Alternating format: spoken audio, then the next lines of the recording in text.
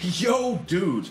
Welcome back to Racist Idiot. If you end up buying your oil by the gallon instead of the quart, you're probably a racist. Follow along on all the oil sold shenanigans we got going on around here. And today we're heading right back into oil world. I'm in the midpoint of my repair that I was making on the Corvette, which had a pretty catastrophic harmonic balancer failure. And we're gonna dig further deeper into that and see what kind of idiocy I caused in that process. Let's go ahead and jump right back into it with 2025 Curtis. Who is this racist idiot?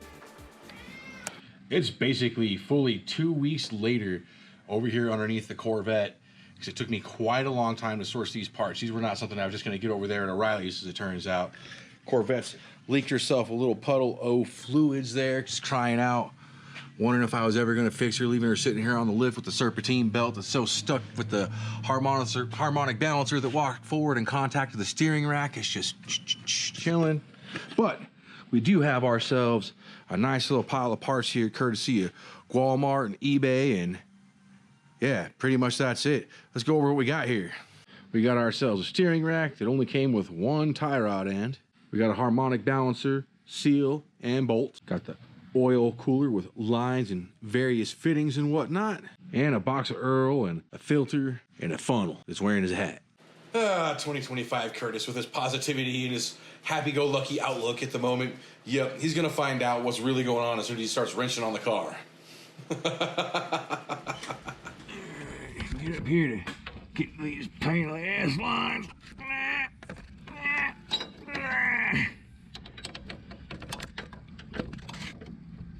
I don't think it's the right wrench or the right line. Something's not right. Lost a little bit of extra time chasing down this here flexible line wrench. There was no way to get that power steering line off without this guy.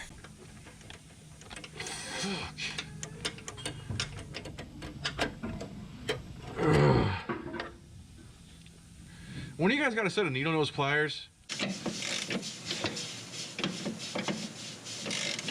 So as I'm over here wrenching away to lower the engine cradle so I can go ahead and remove the steering rack, realize that something isn't happening that's supposed to be. The engine cradle isn't lowering because I didn't take the wheels off. Me being the idiot I am, seriously thought I could pull the steering rack without removing the wheels.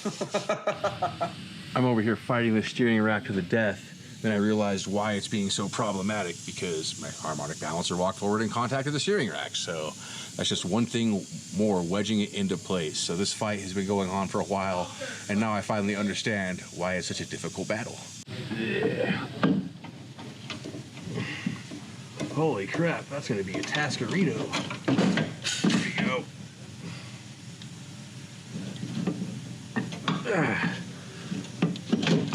Boom.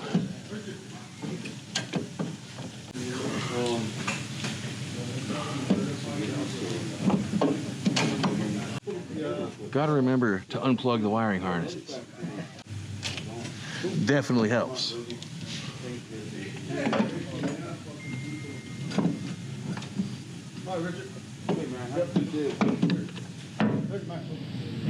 Later, dude.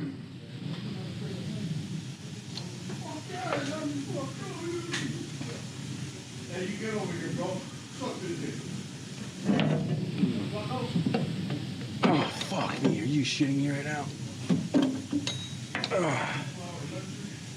Oh, no. Great success. And after an ungodly amount of stress and difficulty, the steering rack is removed. All right, finally got the steering rack out.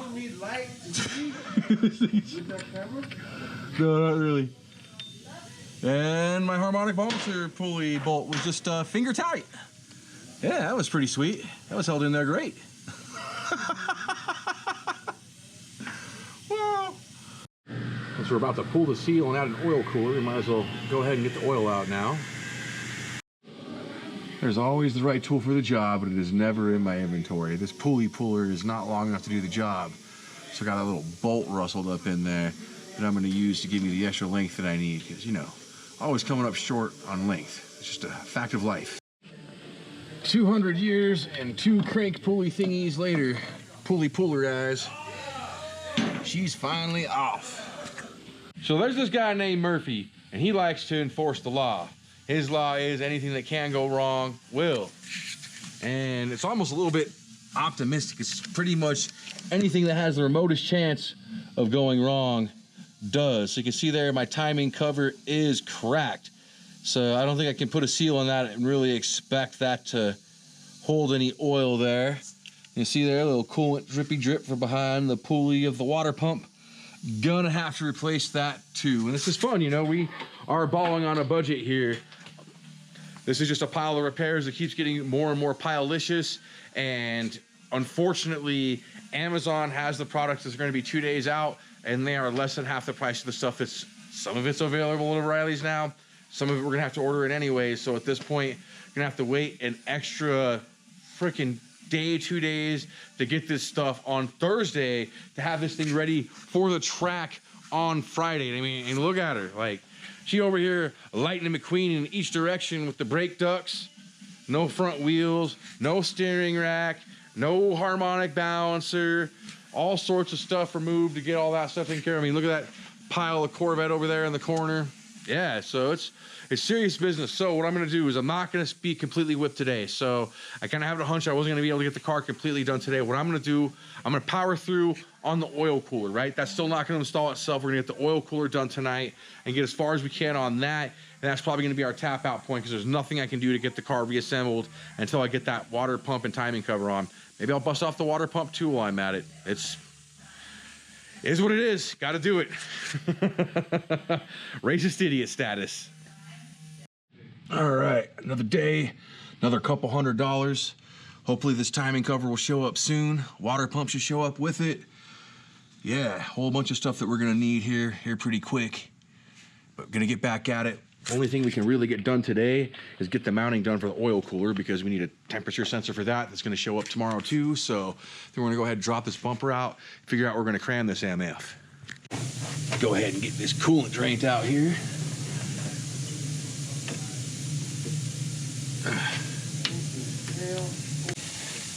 There it goes.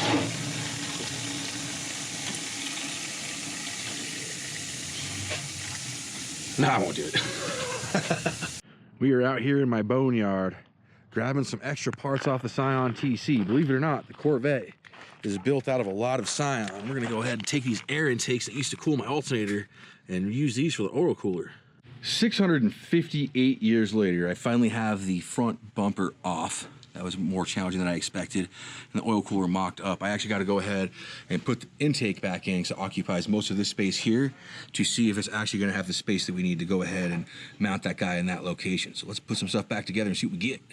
So as much as this thing would probably work out just fine, it almost contacts, you know, mounting something that's designed to cool hot oil at like 250 some odd plus degrees, 295 is the highest I've seen so far, which is way too high.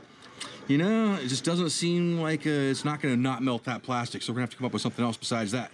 Once I took off the bumper foam, there was this nice riv nut right there, and if you shove this guy down a little bit, it lines right up and gives a great mounting point. So I think this is what I'm going to want to do before I trim any of this plastic or do anything further. I'm going to go ahead, sink that factory bolt in there, and mock the bumper up to make sure it's going to work the way that we want it to. Can't freaking do anything. As soon as we go ahead, take off that thermostat housing, after we drained the radiator and took off all these hoses, full on Niagara Falls moment all over everything, all over me. Well, Herb was standing over here, he's good, but yeah. Every time. Damn. Holy shit, look how deep into my shoe the screw is. Dude, imagine putting in your foot. Didn't. No, at least, imagine yeah. if it did. Damn, no way you missed all that. Yeah, dude. Imagine what my bathroom looks like. Jesus. After putting the bumper on and off and mocking it up and making sure everything's good, I think it's the final location we're gonna arrive at here. Go ahead and use 5 self-tapping screws to go in there. I trust a self-tapper to hold on stuff like this. I've done it many times before. And I decided not to add point of contacts at the bottom, not just because it didn't come with a bracket, which it didn't, but to add a degree of flexibility, right? Because this is an impact zone. This thing does hit stuff. I would rather have the flexibility that would give this some give than it not give, and then I rupture this thing, and then my oil's laying on the parking bumper, whatever I smacked into. Because again, it does happen. It's a low car. I'm not perfect. Shit happens. So in the name of keeping stuff safe, went ahead, elevated this guy a little bit more, and again, no points of contact at the bottom. Now, yesterday I watched a video from Tom Vet, which saved my A because it informed me about an oil temperature sensor that I needed to acquire. But you get these guys on, you need a 1-inch wrench. Now, he said not to do this because it can mess up everything, but I got it on there just fine with the old adjustable spanner there. So it works. These things are on there. They're not going anywhere. Yes, they got marked up a little bit. It was way easier than going and buying a 1-inch wrench, though, because I don't have anybody that's going to loan it to me. I have an auto shop full of dudes' tools that I have open access to. Nobody has one, so I just went ahead, cinched this guy down with the clamp here in the wood shop, and back over to the car we go. Now, yesterday I watched a video from Tom Vet, which saved my A because it informed me about an oil temperature sensor that I needed to acquire. But you get these guys on, you need a 1-inch wrench. Now, he said not to do this because it can mess up everything, but I got it on there just fine with the old adjustable spanner there.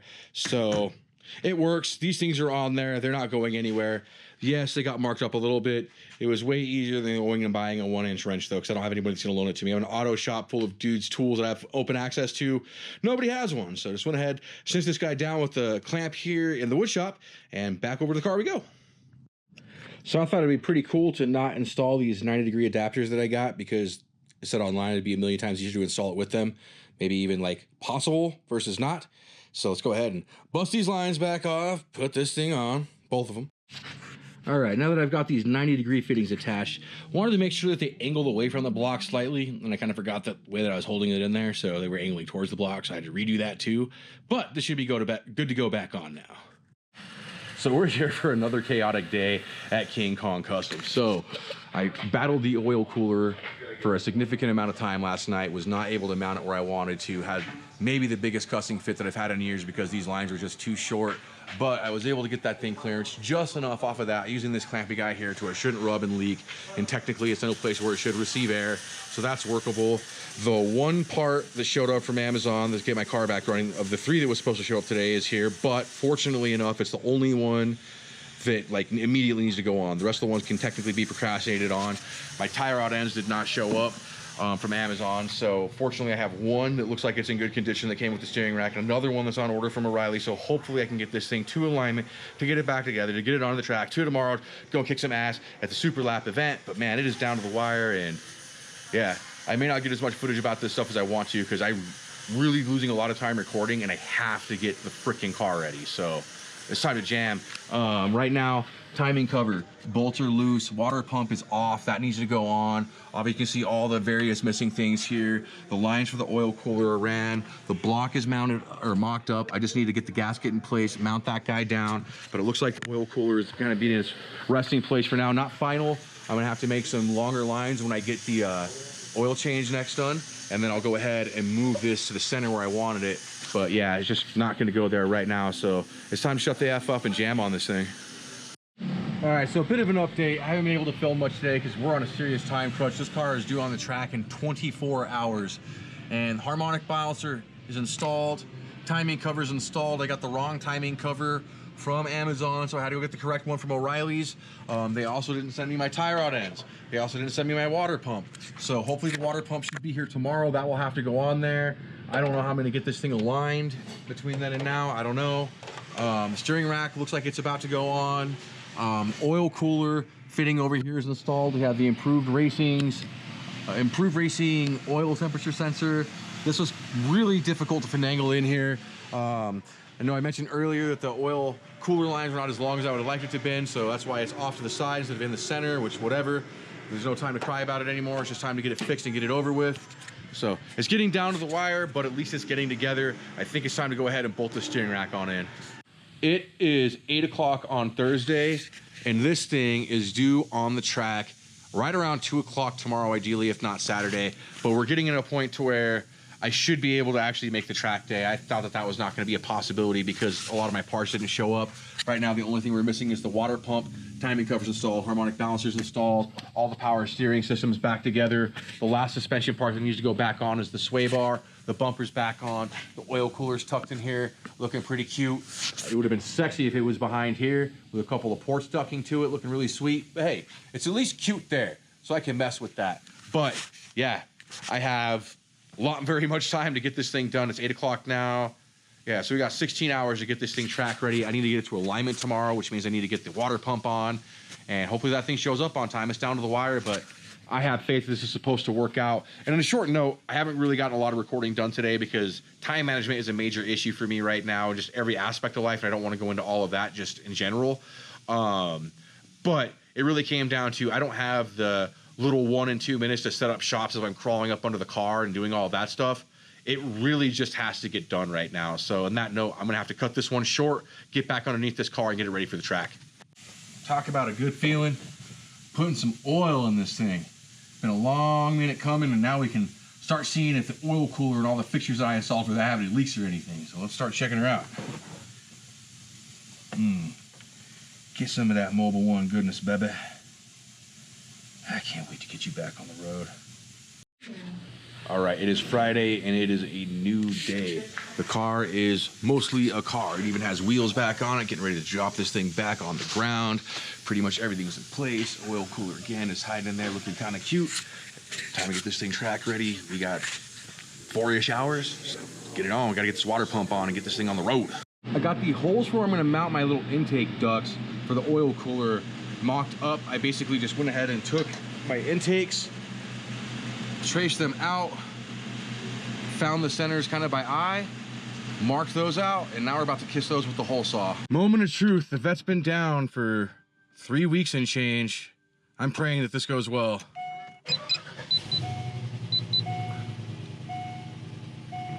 Sounds like a car. Something seems low oil pressure, trunk ajar. Oil pressure is building.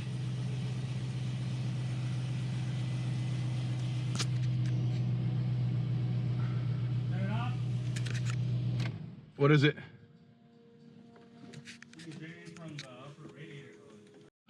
Here we go again. Hopefully with better fate this time. Swipe some of this dust off the windshield. Oh, that's nice. Now I can see.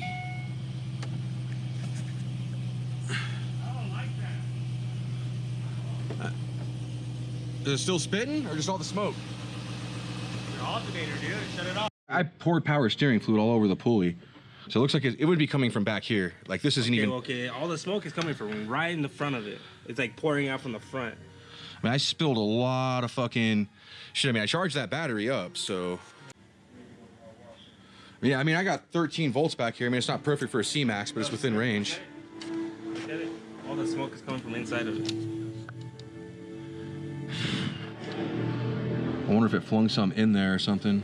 I mean, because there's fluid, like, look, everywhere that wasn't there, so it could be... Fire it up, and then you'll see what I'm looking at. Here, you switch places. Yeah, you go fire it up. Let me borrow that.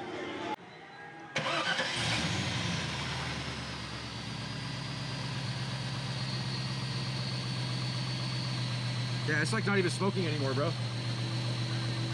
No, I mean, I appreciate the overcaution for sure, but... I don't know what the hell was going on. Dude, there was power steering fluid fucking everywhere, bro. No, I mean, I appreciate the fear, but like, if that battery was dead, that would have made sense because that can take out an alternator, but I started this thing at 10 volts in a pinch and it was fine, so. Right. Well, as long as it's not on fire. No, I was expecting, dude, we had fluids dumped everywhere. I was expecting this thing to smoke on startup. Like, I would have been surprised if it didn't smoke. Yeah. That would have been real surprising. I was expecting it to catch Lesson fire. learned, you know, first startup after you dump fluids everywhere, you gonna smoke. All right. But yeah, I'm not worried about fire. Here, you come back out here and look for leaks. Holy crap, it turns. Look at that wheel turning. Oh my God. I thought it might never do it again. Let me look. I need to open it up. Turn off the wipers.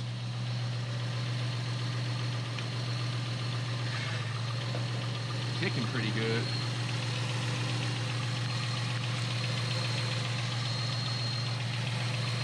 This dropped quite a bit. All right, filling up. Got my little oil cooler intake ports in and mounted.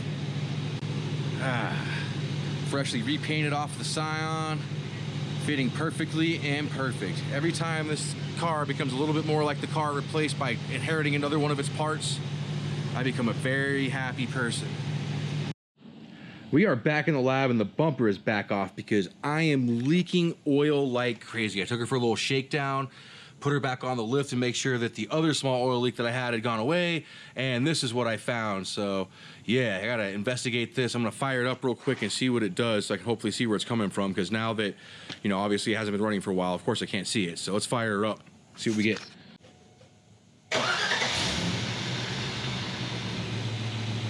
This clamp appears to have pinched the line and ruptured it. That's what my current suspicion is. All right, it is 11 o'clock on Friday night, and I am on my 4th iteration of mounting this oil cooler. The second one was pretty okay. I took it to the car wash, took some sexy pictures, was like, oh, cool, so sweet to have my car back. That's when this fitting decided that it was time to fail. According to my friend, it was probably bad from the factory. According to me, I probably damaged it during install. Puked oil freaking everywhere. Fortunately, I had it on the lift when I caught it because I was like, just get it back on the lift, give it a re-inspection. That was just a quick shakedown. Oil everywhere. Just fucking mess to clean up. I am like not happy right now. Part of me says I should really go back to doing car stereo competitions in Toyota, because this thing has made me go into bigger cussing fits than anything I can right now, and there's nothing about this tonight that's gonna make me go back to my typical happy-go-lucky fucking self. Like, that shit is over. Like, I've not had any ability to make videos for most of the day because I've been doing nothing but fighting this goddamn car all day. So again, I gotta shut up. I gotta get that bumper onto here, get this thing bolted back together so I can get this thing to alignment at 7 o'clock in the morning, because that didn't happen today either, so I can hopefully get to the track and freaking do time trials tomorrow. So yeah, time to shut the F up and get the F back to it. Ugh. I'll be damned if that night didn't just have me in one heck of a bad mood. Poor 2025 me. Like, that was really beyond my level of mechanical skill. Like, let's be real. I've done like a transmission swap, the clutch on the Corvette. I'm not a mechanic. I've been a car audio installer, and that job really kicked my ass, especially the repeated oil leaks from the oil cooler and just how short the lines were. Like, in hindsight, this stuff is all really hilarious to me, but at that time it was not. But I was able to get everything taken care of. It took me a couple of hours to get everything cleaned up. I mean, there was so much oil and antifreeze and tools and junk and freaking yelling and screaming cats everywhere that it was just a lot to work through. It was really a pain in the ass, and I probably didn't get home and get to bed until like 3 in the morning, and then I had to have the car to alignment at 7:30. And again, just a massive test of my patience, my skill, as I was dealing with parts not showing up, parts showing up incorrectly. Definitely a strong lesson of what you get what you pay for when you're shopping from Amazon, and I'm sure I'll take a lot more of those licks as time goes on. But in the end, I was victorious. I did make it to Super Lap, and we will be going over that here pretty soon. And in the meantime, we are over halfway to 250 followers, where I'll trigger the giveaway of this beautiful Mark IV Supra, as piloted by Brian O'Connor in the original Fast and Furious movie. Get on the Facebook page to check out the details of that when the time comes. But again, we're about halfway there, and I'm gonna trigger the giveaway on that thing there. Stay tuned, we're gonna have the Super Lap finale coming up soon. It's gonna be an action-packed episode, the consequences of what happens when I fix my car and get it on track with only a few hours of sleep. It was one heck of a ride, you guys are not gonna miss a second of that. Let's go ahead and roll you guys up on out of here. Brothers and sisters, horsepower! Damn, bro, that was racist.